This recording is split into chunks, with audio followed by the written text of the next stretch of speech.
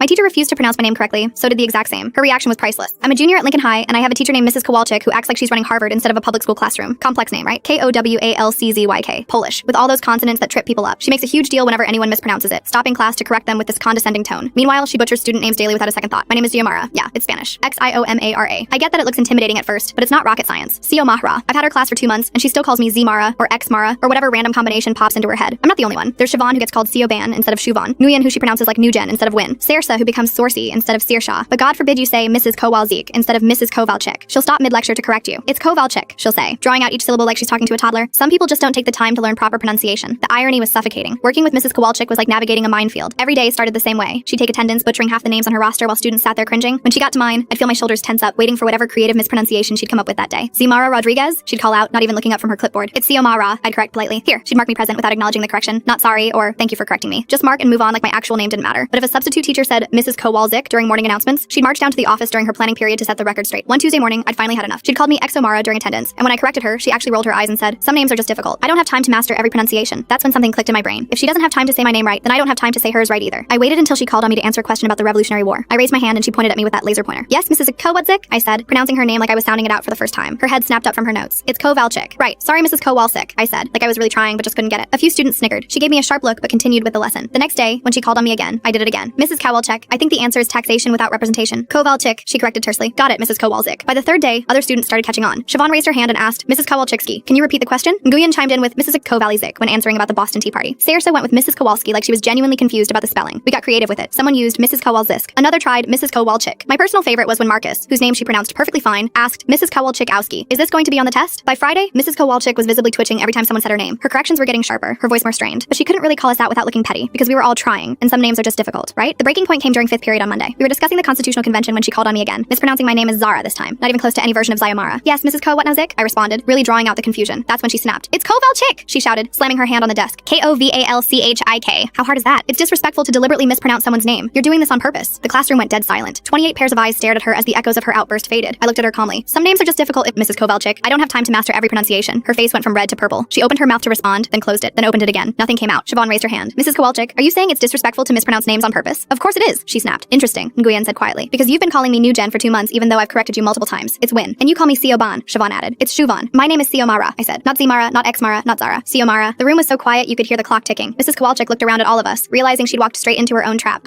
That's different," she stammered. "Your names they're from other languages. So is yours," Marcus pointed out. "Kowalczyk is Polish, right? Should we just call you Mrs. Smith because Polish names are hard?" She stood there for a full 10 seconds, mouth opening and closing like a fish. Finally, she sat down at her desk and picked up her attendance sheet. X Omara. That was when I snapped. Full story on channel linked below.